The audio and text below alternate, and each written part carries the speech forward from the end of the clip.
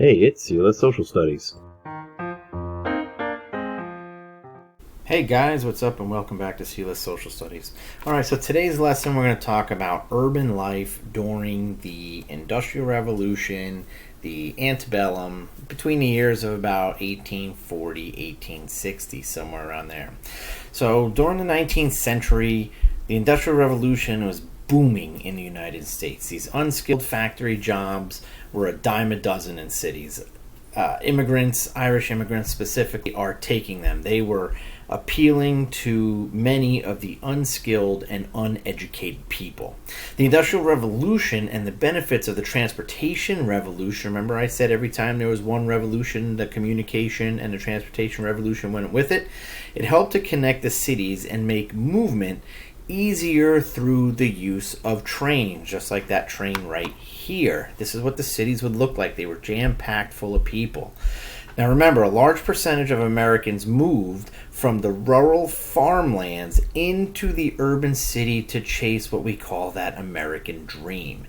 And at the same time as this, millions of immigrants were settling in the cities as well. Remember what I said, 2.7 million Irish immigrants came to America in order to settle in these cities, and they were clashing with the nativists, and this culminated in the problems of what we have in the early urbanization of the United States. So when Americans were thinking about the city life, they would think of words like lights, trolleys, action, skyscrapers, romance. It just raced across their brains. And when these American cities appeared to grow like they did, and the upper and middle classes were able to live these lifestyles and this American dream, that was really just a fantasy to the poorer urban immigrant dwellers. Most of these unskilled labor were poor Americans and these immigrants, and they moved into places like slums. Okay, they weren't living in the nice part of the city. They were moving into slums, and they were overcrowded and full of crime. They were full of pollution and disease, and this was really the reality for the millions of urban Americans that moved to these cities, right? So they were chasing the dream, but what they really got was the stench, the filth, the grossness of the tenements. They didn't live the upper and middle class life. So this urban growth led to societal problems, and most of the urban poor included the vast majority of new immigrants. They lived in cheap, poorly designed, overcrowded apartments called tenements. Most of the time, the tenement housing was disgusting, to say the least. People were jam-packed in there, sometimes 20 at a time. They lived in these little apartments with no airflow. There was only one window, enough to allow a small bit of sunlight through. If it was between an alley or next to a taller building, you couldn't even get the light shining in. All right, there'd be like no room to sleep. Many men would be sleeping in the same room, on the floors, on the tables, under the tables, next to each other in bunks. Many of these different rooms would be rented out to different people. So you would have one tenement being rented out to different people. Like, look at this tenement right here. This would be where somebody lived. Like, one family lived out, rented out this apartment here. You have, 1, 2, 3, 4, 5 children, a man and his wife, presumably, with a small kitchen, one closet, sleeping on the floor. There's the bed. Okay, so this is what you're talking about when you're talking about the tenement buildings and these immigrants who were living in there. They were paying 10 cents, $1, $2 to stay in these places. So the original design was what we call a dumbbell tenement, and it didn't include any type of private bathrooms in the apartments, so they would use outhouses outside or chamber pots, and they would wind up dumping the chamber pot out the window, and it would land on somebody below. Ew, gross, right? Like, look at these roads full of horse manure and just trash and people throwing stuff in the streets and everything like that. So, like, if the crown jewel of the city was the skyscraper, then the tenement was like its dreadful stone. In 1878, a publisher offered $500 for an architect who can provide the best design for inner city mass housing. And it was this dumbbell tenement. They call it a dumbbell tenement. It was shaped like a weightlifter's dumbbell. It was thin on the inside. It was fat on the outside. The air vents, like I said, these rooms were stinky. They were gross. They were overcrowded. The air vents were mostly filled with trash. Structures were filthy, overcrowded, dark. They stunk really bad. Diseases, this is important, diseases would spread through these tenements like wildfire. They're packed in there like sardines. So smallpox, cholera, yellow fever, tuberculosis. One person got it, boom, everybody got it in an instant, right? About 25% of the babies born in the late 19th century died because they were living in these type of tenements before they even reached the age of 1. So it was really, really bad. These tenements were really close together, and they would, if there was one fire went to one fire went right to the next one, and to the next one, and to the next one.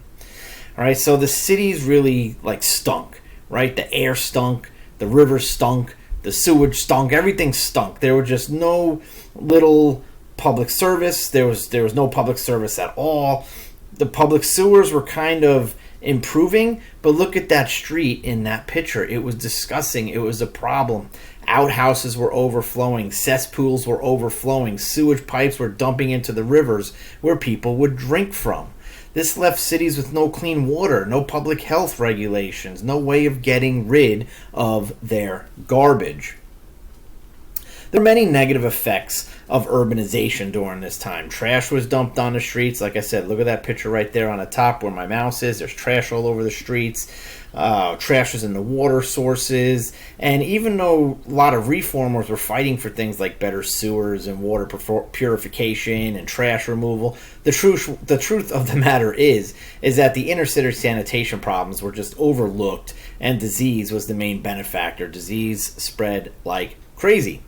In these cities, poverty often breeds crime. Desperate people would often resort to things like theft or violence to put food on the table when they just had no funds from factory wages. Youths were living this life, and they were just tired of being destitute. They would roam the streets in gangs. Cities became the epicenter of criminal activities, and a lot of these cities didn't even have an organized police force. So things like gambling, prostitution, alcoholism became widespread, and people would gamble their money away that they made, hoping to get rich quick. They would spend money on prostitution, right? So prostitutes would wind up gaining some funds. They would waste their money on things like alcohol, okay? So they're taking all this little bit of money that they made, and their life was so miserable that they were trying to get some quick fixes. They were trying to get some quick, feel goods for themselves. So this allure of this bribe and this allure of this gambling, just to give you a little better piece of justice, okay? That's what we're talking about here. And another issue that the cities faced were high crime rates. You have to think about it. You have all these millions of people who were moving into the cities and these tenements, and you have all of these immigrants that a lot of people don't know, and you were kind of just like a number, right? I mean, you were just a face among the crowd. So crime was actually pretty easy to get away, or it was pretty easy to get away with the crimes that you were committing, unless people were really, ratting you out at the time. So we all know that industry, because this is what we're covering, is the reason for the urbanization growth. It is this industry that led to the growth of cities and actually created a new type of middle class. So this urban life in the 1800s into the 1900s, it was kind of much to be desired. And the mass migration of people moving into cities and getting these jobs, it actually created a new class system. And this class system is what we call the middle class. It's the class between the poor and the wealthy. So 1 million of immigrants started to become part of this middle class, and these were merchants, manufacturers, professionals, mastercraft peoples. So some of these people were actually becoming part of this middle class.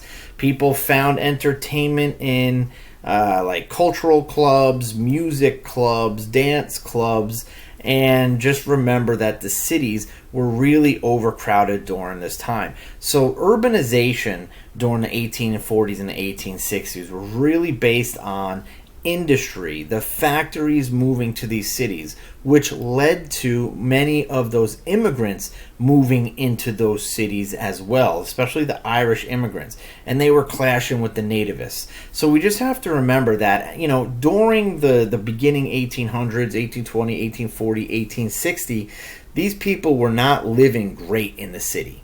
Right? They were living in dirty, dirty places. They were jam-packed into rooms. They were drinking. City life was bad. I mean, you could sit there and somebody would go in their chamber pot and dump it out the window and splat right on your head. Okay, cities are crowded. Look at these tenement buildings. Jacob Riis writes a book called The Other Half Lives, and it talks about how these people are living in their tenements. You have manure, you have trash, you have poo on the road. I mean, this is what urbanization led to in the cities like New York and Boston. All right, so this is urban life, urbanization during the Industrial Revolution, urbanization in the United States.